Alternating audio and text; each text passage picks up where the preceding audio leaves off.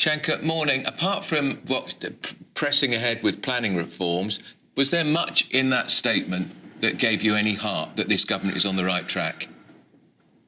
Well, I think the rhetoric, as usual, which has really been the case since the beginning of this government, in terms of the focus on economic growth, is all great, and that's fine. But you need to judge them by the actions. And what we saw yesterday is really not very much in the growth bucket. And of course, the total reliance or sort of feeling of being trapped in the OBR prison cell, which Rachel Reeves sort of finds herself in, where she's constantly talking. It's almost like when she's on the media, it's almost like she's the spokesman for the OBR.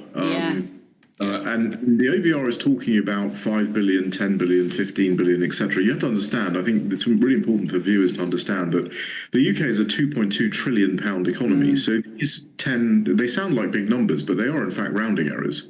And actually what you need to do is focus on the growth that will give you the bigger number. And while she's right to talk about the changing global environment, and we've got a 25% tariff on all cars now, thanks to the US president yesterday, which will be announced in advance, or it will be announced fully on April the 2nd, along with all the other tariffs that the US will have.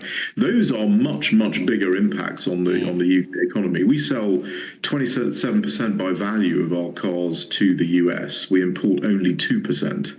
So this is going to hit the UK car sector very severely. It's going to hit the UK economy very severely. And that's why we've said, look, what matters the most here in terms of the thing that will get you the most growth is to make sure that you've got a deal with the US. Don't do anything that will take that deal off the table.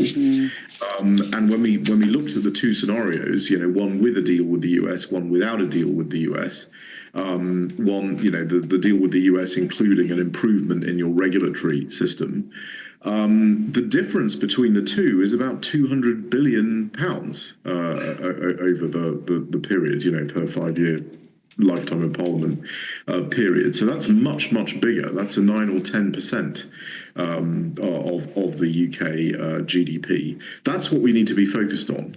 I think what we saw yesterday was a lot of fiddling around at the edges and not very much actual concrete difference. Okay, thank you, Shanker.